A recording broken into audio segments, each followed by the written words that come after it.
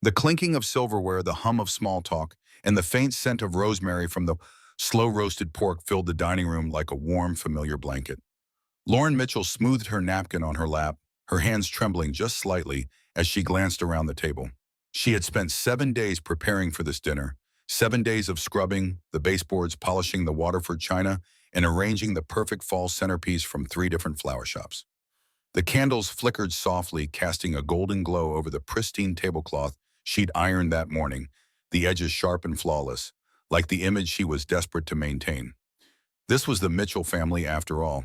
They noticed things: an uneven table, setting a wilted petal, a dish slightly underseasoned. And tonight had to be perfect.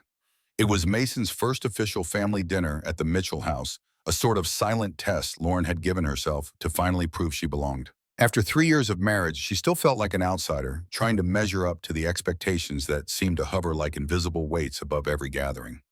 Ethan, her husband, sat beside her, his tie slightly loosened, sipping a glass of Cabernet and chatting with his father Thomas about the latest developments at the construction firm. Across the table, Daphne, Ethan's younger sister, was swirling her wine, her perfectly manicured nails tapping against the crystal glass in a rhythm that felt almost predatory. Patricia, the matriarch, wore a soft smile that never quite reached her eyes, watching Lauren with that faintly patronizing look that said, "You're trying too hard, darling." Mason, her sweet, sleepy 10-month-old, was upstairs in his crib, breathing softly, blissfully unaware of the tension simmering below. Lauren's heart ached a little at the thought of him, her perfect baby, her joy. That's when Daphne struck. "Too bad your baby looks nothing like your husband," she said with a smile so saccharine it could rot teeth. The words hung in the air, sharp and gleaming like a knife catching the candlelight. Lauren froze, her breath caught somewhere between her lungs and her throat. Then Ethan chuckled. That awful nervous chuckle he always used when he wanted to smooth things over, to blend in, to be the good son, the good brother. "Maybe Lauren has a secret," he quipped, his tone light, almost playful. The laughter that followed felt like a slap across Lauren's face. Patricia giggled behind her napkin. Thomas let out a low, amused grunt, and even Rachel, the cousin who Lauren thought was at least somewhat on her side, shook her head with a grin. Lauren sat very still, her fingers tightening around the stem of her wineglass, the warmth of the room suddenly suffocating. It wasn't just the comment, it was the way Ethan hadn't even hesitated to join in. The way he had let them all laugh at her, at Mason, at the family they were supposed to be building together. And then, like a cruel echo, the memories flooded in. Ethan's offhand comments over the past year, each one a tiny poisonous seed. "His nose is so sharp, isn't it? Not like mine. Funny how his hair is lighter than either of ours. Are you sure about the timing?" Little doubts, each one brushing past, dismissed as a joke or an offhand observation. But they had built up brick by brick, forming a wall Lauren hadn't even realized she'd been standing behind. She could feel Maria's gaze from the kitchen doorway, their housekeeper who had seen her at her worst, who had held Mason when Lauren had been too exhausted to move. Maria's eyes were wide, shocked, maybe even a little pitying. That hurt almost as much as Ethan's betrayal. The pressure in Lauren's chest swelled, threatening to break through her ribs. She had wanted so badly to fit in, to be seen as the perfect wife, the perfect mother. She had bent over backward to host these dinners, to cook the meals they loved, to make sure the house sparkled just right. And for what? For them to laugh at her, to question the most sacred part of her life. No, not tonight, not ever again. With a calm she didn't know she possessed, Lauren placed her napkin gently on the table and pushed back her chair. The scraping sound cut through the laughter, drawing every eye toward her. She didn't say a word. She simply rose, smoothed her dress, and walked slowly, deliberately toward the stairs. They thought she was running away. They thought she'd go cry in the bathroom, maybe call Jenny, her sister, or wait for Ethan to come soothe her with empty apologies later. But Lauren had something they didn't know about, a secret of her own. Upstairs in the jewelry box Ethan had given her on their second anniversary, tucked beneath the pearls she hadn't worn in months, lay an envelope. A plain white envelope that held the answer to the question Ethan and his family had been too cowardly to ask directly. As she reached for it, her fingers brushed the edges like they might cut her. The paper felt heavier than it should, almost buzzing with the weight of what it contained. Lauren took a deep breath, the kind that felt like it pulled from her very soul, and closed her fingers around the envelope. She could already see the moment in her mind, the way the laughter would die in their throats, the way the color would drain from Ethan's face when he read the words printed in black and white. For 7 days she had prepared this dinner. For 7 months she had carried this burden. But for tonight, this moment, she had been preparing her whole damn life. And she was done waiting for their approval. The room fell into an unnatural stillness the moment I stepped back into the dining room, envelope in hand. The light from the chandelier glinted off the polished silverware, but the warmth that had once filled the space was gone, stripped away by the sharp edges of truth. My heels clicked against the hardwood floor, each step punctuating the tension that had settled over the table like a thick fog. They were all watching me. Patricia's wine glass hovered midair, frozen. Thomas's fork paused just above his plate, gravy dripping onto the edge of the porcelain. Daphne's eyes narrowed, lips parting slightly, as if she wanted to say something, but didn't dare. Ethan, my husband, my partner, the man who had once whispered promises against my skin in the dead of night, sat rigid in his chair, his hands clenched tightly around his napkin, his knuckles white. I stopped at Ethan's side, the envelope resting in my palm like a live grenade. My voice, when it came, was calm and clear. So controlled it felt foreign even to me. Since we're sharing secrets tonight, I said, my words slicing through the thick, uncomfortable silence. Open this. I placed the envelope gently in front of Ethan, letting my fingers linger for a fraction of a second longer than necessary. The paper crackled softly beneath my touch, a quiet but unmistakable sound that made Daphne's fingers twitch on her wine glass. Ethan stared at the envelope like it might explode. "What is this, Lauren?" he asked, his voice low and tight. I didn't answer. I didn't need to. Daphne leaned forward, curiosity sparking in her eyes, the beginnings of a smirk curling at the corners of her mouth. Patricia shifted in her seat, her face tight with forced composure, while Thomas looked from Ethan to me, clearly unsettled, but not yet grasping the full weight of the situation. "Just open it," I repeated, softer this time, but no less firm. Ethan's hands were trembling now. I watched him struggle with the flap, his fingers clumsy and slow, as if the paper itself resisted being torn. When he finally pulled the document free, the air seemed to still, like the entire house was holding its breath. He scanned the header, Riverside Genetics paternity testing results, and I saw the color drain from his face, as though someone had reached into his chest and squeezed his heart. His lips parted, a faint sound, escaping half-gasp, half-strangled attempt at words. Daphne's smile faltered. Patricia leaned in, her brows knitting, and Thomas set his fork down with an audible clink, his jaw tightening. Ethan read the first line, then read it again. His eyes darted back and forth across the page, frantic, like he was searching for an error, a loophole, a typo, something, anything to make the truth less damning. But there was no escape. The bold, unforgiving letters glared back at him, as cold and clinical as the sterile strip mall office, where I'd sat for hours waiting for results. Probability of paternity, 99.99%. I crossed my arms, my heart pounding, so loudly I could feel it in my fingertips, but I kept my face neutral. The pain, the fury, the betrayal, they were all there, simmering beneath the surface, but I refused to let them see me crack. "What is this?" Daphne's voice broke the silence, high-pitched and sharp. "A paternity test." "Are you serious, Lauren?" I turned to her, my gaze steady and unflinching. "I'm not the one who questioned Mason's paternity," I said, my voice low but lethal. "Ask your brother." Her mouth snapped shut. Patricia's eyes widened, darting to Ethan, who sat there slack-jawed, the paper trembling in his hands. Thomas leaned forward, his voice gruff and demanding. "Ethan, is this true?" "You had doubts." Ethan's mouth opened, then closed. His gaze darted around the table like a trapped animal, like a man trying to claw his way out of a grave he'd dug with his own hands. I never meant," he stammered, his voice breaking. "It wasn't like that. People were saying things. Who?" I cut in, my tone sharper than a blade. "Who was saying things, Ethan?" "Your sister," I shot Daphne, a look so sharp she recoiled slightly in her chair. He swallowed hard, his Adam's apple bobbing up and down. "I just wanted to be sure," he muttered, barely audible. The fury that surged through me was molten, but I kept it in check. "Barely. You wanted to be sure," I repeated, tasting the words like poison. "So instead of asking me, your wife, the mother of your child, you decided to make jokes at my expense, to question our son's existence in front of your entire family." Daphne shifted uncomfortably, looking away. Patricia's face was pale, her lips tight. Thomas sat back, arms crossed, his expression darkening into something colder, more judgmental. I was wrong," Ethan whispered, his voice barely above a breath. "Damn right you were," I snapped. The room felt like it was vibrating with unspoken words, heavy with the weight of shattered trust. I reached over and picked up the paper from the table, holding it between my fingers for a beat, before placing it neatly back into the envelope. The finality of the gesture echoed in the silence. Then I turned to Mason's baby monitor on the side table, the soft sounds of his breathing filling the room. I let the moment sit, let it burn into their memories. No one spoke, and I let them sit in that silence, let it settle like ashes over a battlefield before I walked away. I could feel their stares drilling into my back as I walked slowly, deliberately toward the baby monitor. The quiet hum of Mason's soft breathing filled the air, a cruel contrast to the chaos rippling beneath the surface of this perfect dining room. I could almost hear the unspoken words bubbling up behind me, questions, excuses, half-formed defenses no one had the courage to say out loud. When I turned, I saw it, the unraveling. Ethan's hands were trembling so badly now that the paper in front of him shook with each shallow breath he took.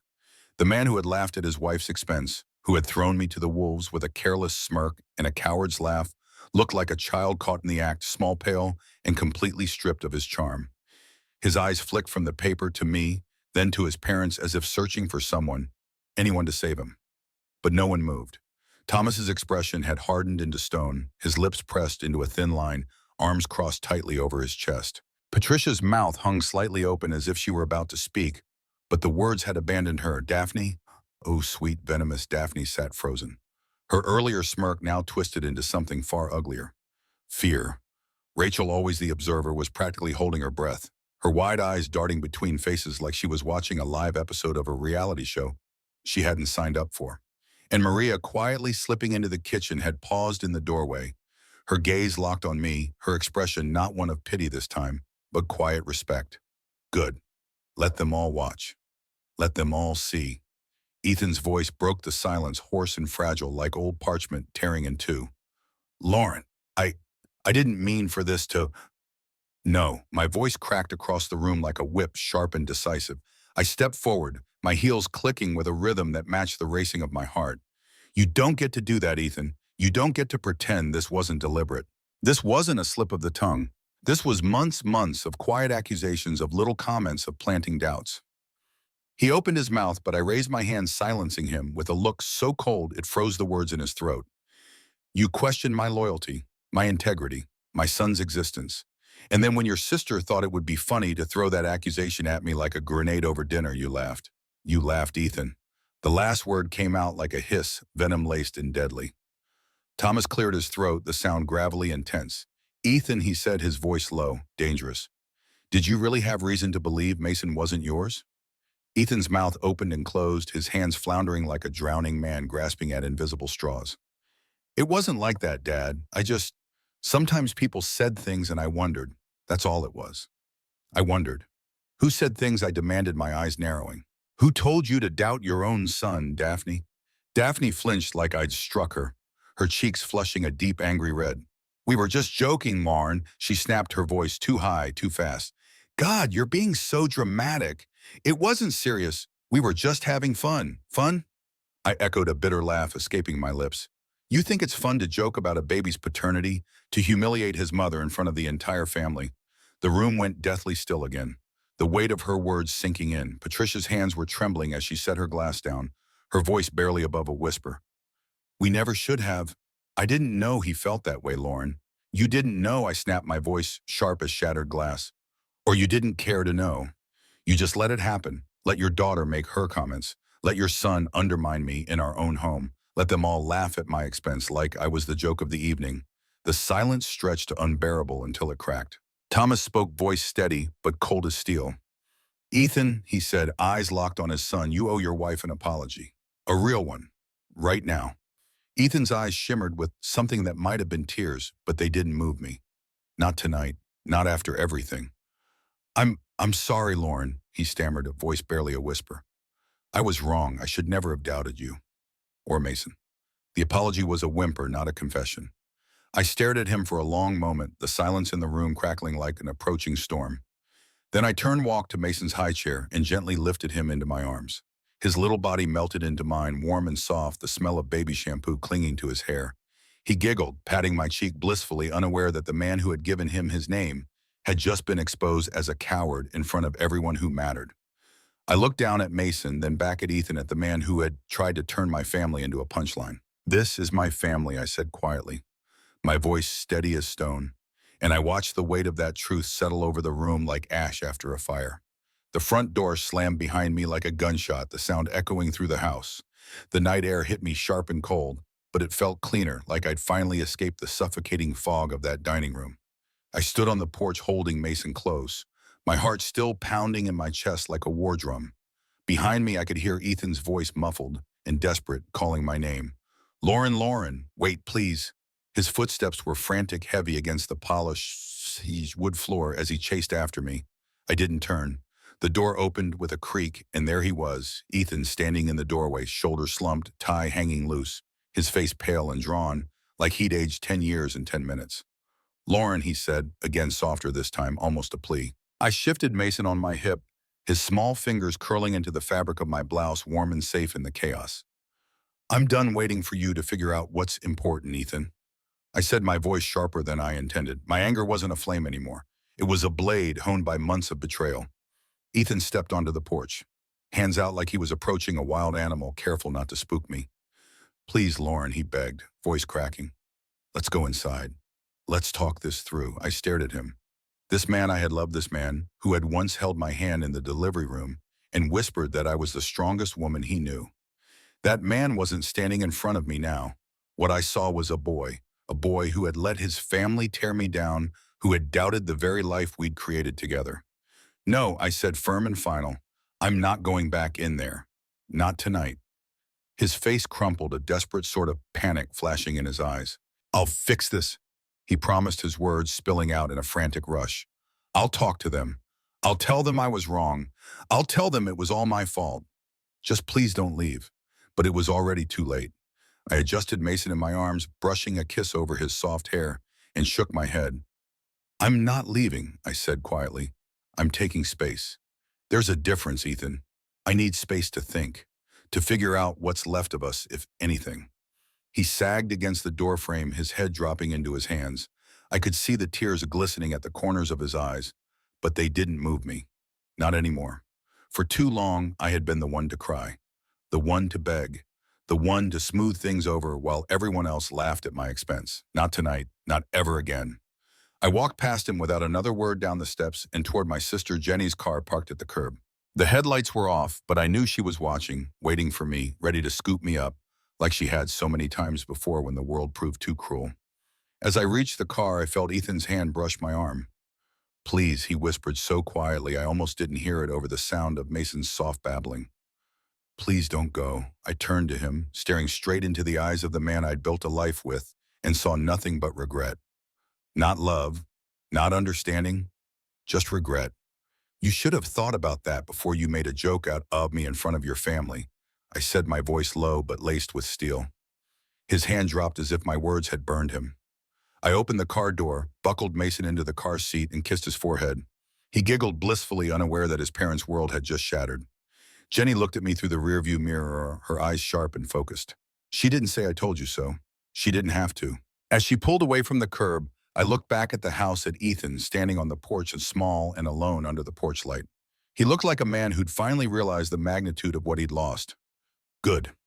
Let him feel it. Back at Jenny's house, I collapsed onto the guest bed, the weight of the night pressing down on me like a physical force. Mason's soft breathing filled the quiet room, a lullaby that steadied my pulse. I stared at the ceiling, the events replaying like a nightmare on loop, the laughter, the envelope, the way Ethan's face drained of color when the truth was laid bare. This wasn't over, not by a long shot.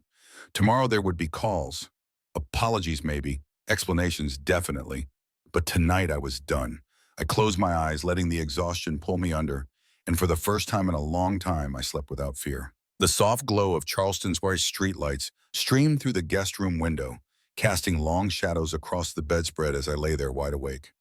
Mason's gentle breathing from the portable crib by the window was the only sound filling the room. His little fingers twitched in sleep, oblivious to the storm that had erupted around him.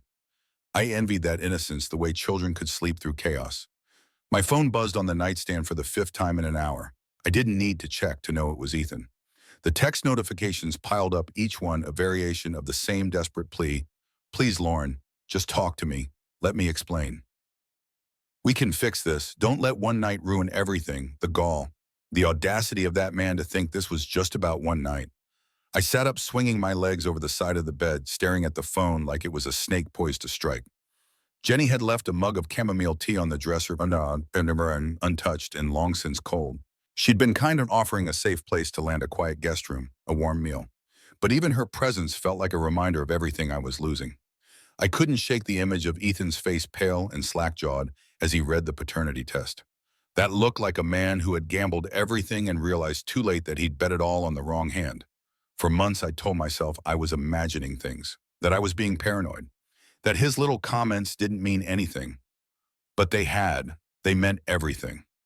I glanced down at the list I'd started scribbling in my notebook earlier that evening, my battle plan, my terms, my demands. 1. Marriage counseling, real counseling, not just a few sessions to check a box. 2. Full financial transparency, access to all accounts, no secrets. 3. Apology public, not private, to his family, to our friends, to me. 4. Boundaries with his family. No more letting Daphne and Patricia trample over me. 5. A fund in Mason's name. A future that's protected no matter what happens between Ethan and me. I stared at the list until the words blurred my pulse thrumming in my ears. This wasn't about revenge. It wasn't about punishing Ethan. It was about survival. The woman I'd been at that dinner table, the one who had smiled politely through the jabs, who had tried so desperately to fit into a family that would never accept her, she was gone. This version of me. She had nothing left to prove. The door creaked open and Jenny peeked in her face, lined with quiet worry. "You okay?" she whispered. I nodded, even though the answer was no. She stepped inside, sitting on the edge of the bed, glancing at Mason's crib.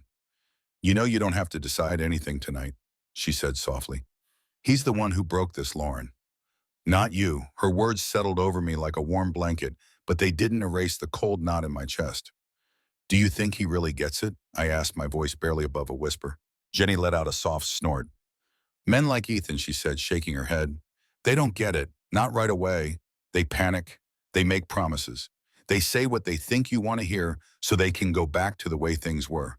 You have to make him feel it, Lauren. Make him sit in the discomfort. Let him know you're not afraid to walk away." I stared at her, the weight of her words sinking deep into my bones. Not afraid to walk away.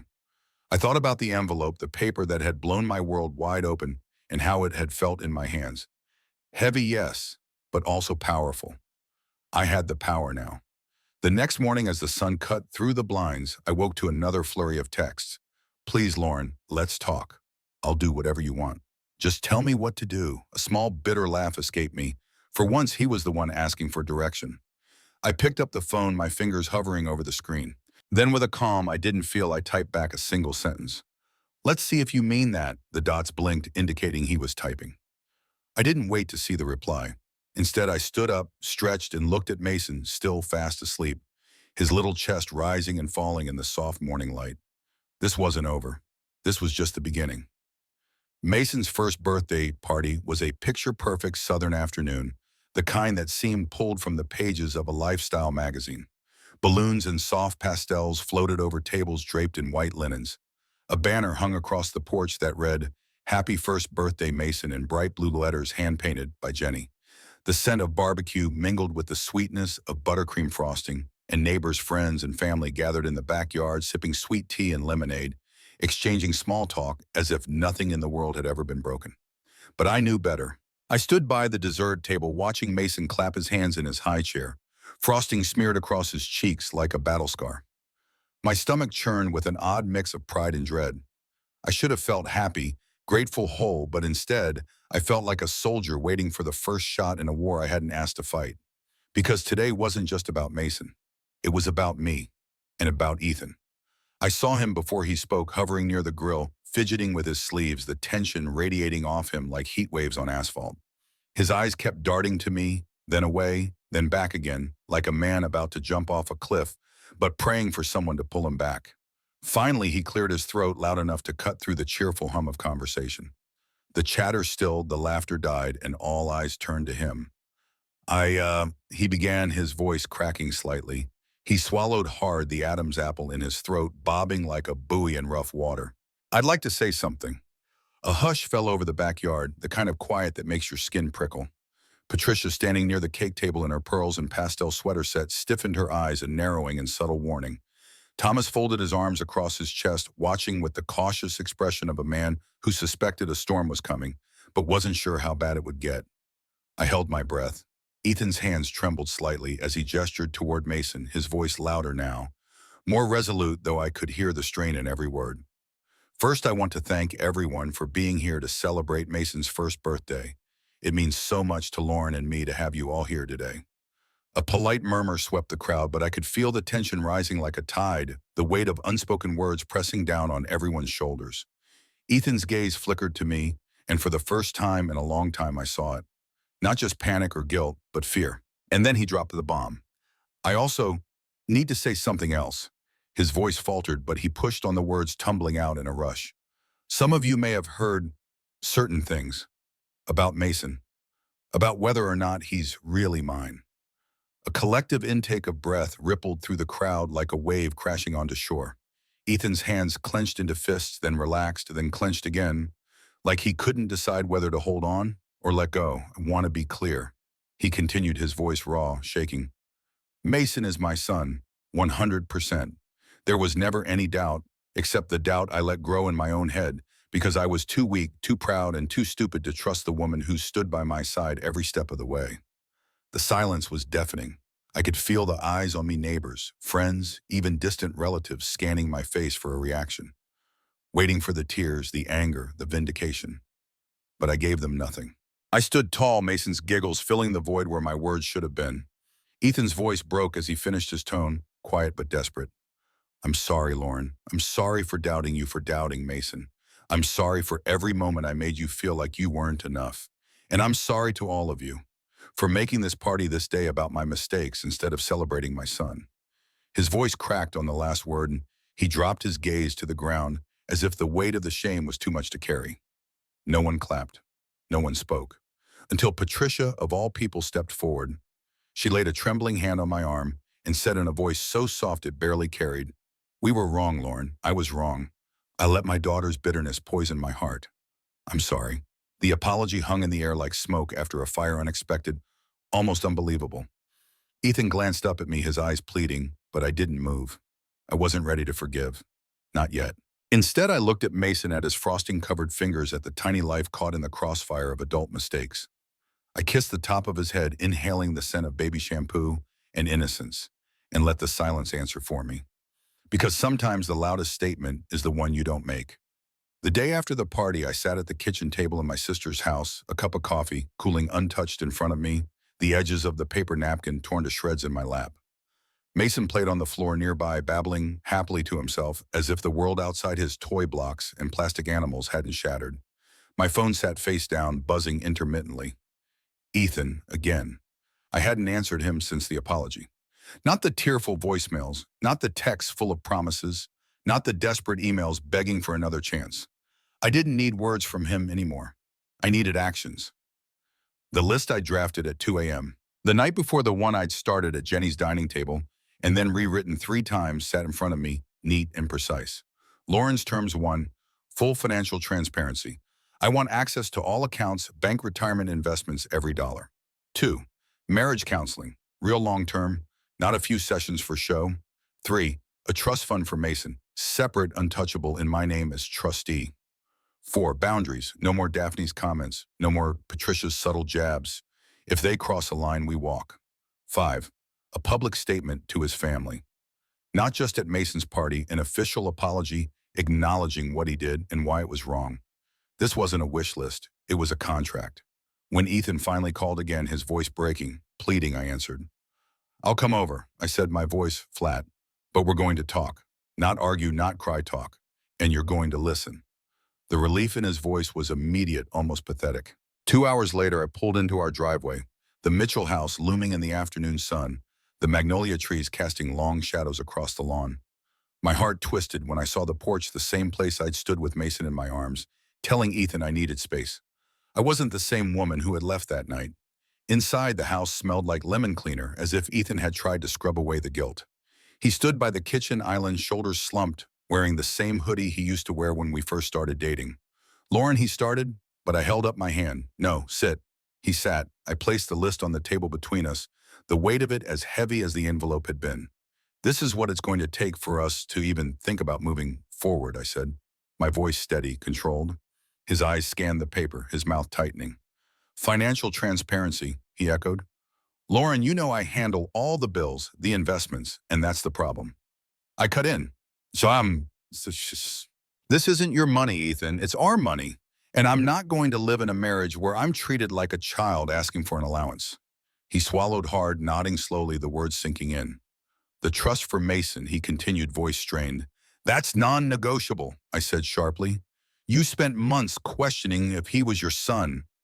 Now you'll protect his future like it's your sole purpose in life. His shoulders sagged, defeated. And the public apology will happen, I interrupted, my voice ice. You humiliated me in front of your family.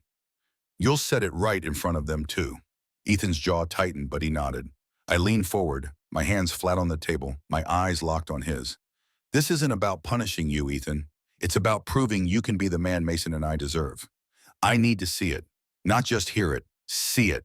For the first time, he looked at me, not with panic, not with pleading, but with something closer to realization. You're serious, he said quietly, almost in awe. Yes, I said, I am. He sat back, rubbing his hands over his face, exhaling like he was trying to breathe out the weight of the world. I'll do it, he said, finally, his voice rough. Whatever it takes, Lauren, I'll do it. But I wasn't convinced, not yet. Because words were easy, actions were what mattered. That night, I changed the password on our joint checking account. I called the bank and added my name to all statements. I pulled Mason's birth certificate, the deed to our home, the insurance policies, and stored them in a safe deposit box registered in my name alone. Ethan didn't argue. He just watched me with a kind of quiet resignation, as if he knew that any protest would crumble beneath the weight of what he'd done. For the first time in our marriage, I wasn't waiting for his permission. This was my shift, my power, and I wasn't going to give it up. 2 months later, the house felt different, quieter, calmer. The tension that used to coil in my stomach every time I walked through the door had loosened like a knot, finally untangling. Ethan was home when he said he would be. He cooked dinner twice a week, nothing fancy, but the effort mattered. He took Mason to the park on Saturdays without me reminding him. He even scheduled our marriage counseling sessions himself, emailing me calendar invites like it was a business meeting. And he hadn't missed a single one. But the man who hovered in our kitchen now wasn't the man I'd married or the man I'd thought I'd married. That version of Ethan, the one who cared more about appearances and approval than the people right in front of him, had been stripped bare the night of Mason's birthday party. What was left was raw and uncertain, a man trying to rebuild trust brick by fragile brick, while fully aware that it could all crumble again. I hadn't told him I forgave him, because I hadn't. Forgiveness, I realized, wasn't a finish line you sprint toward in desperation. It was a process, a negotiation with your own heart. And I wasn't done negotiating. One bright Saturday morning, as the Charleston sun poured through the windows, Mason sat in the middle of the living room floor, stacking blocks with a focus that made my chest ache. He giggled when they toppled, clapping his hands, his joy so pure it made the air in the room feel lighter. Ethan sat on the couch, a cup of coffee cooling in his hands, watching Mason with a smile that didn't quite reach his eyes. I knew he was waiting for me to say something, anything that would let him off the hook. I didn't. Instead, I sat across from him, crossing my legs and resting my hands on my knees. I want to talk about the trust, I said calmly, my voice even, but firm. Ethan's shoulders tensed. I've already started the paperwork, he replied quickly, like a student answering the teacher before the question was even finished. Mason's fund is set up $50,000 initial deposit. I'll contribute monthly. It's in both our names, I nodded. Not thanking him, not praising him, just acknowledging. And the family, I asked. Ethan swallowed hard, the weight of the question pressing on his chest like a stone. I talked to them, he said. All of them. Patricia, Thomas, even Daphne. That name, Daphne, still sent a ripple of anger through me, but I kept my expression neutral. And what did you tell them? I pressed my voice soft but unyielding.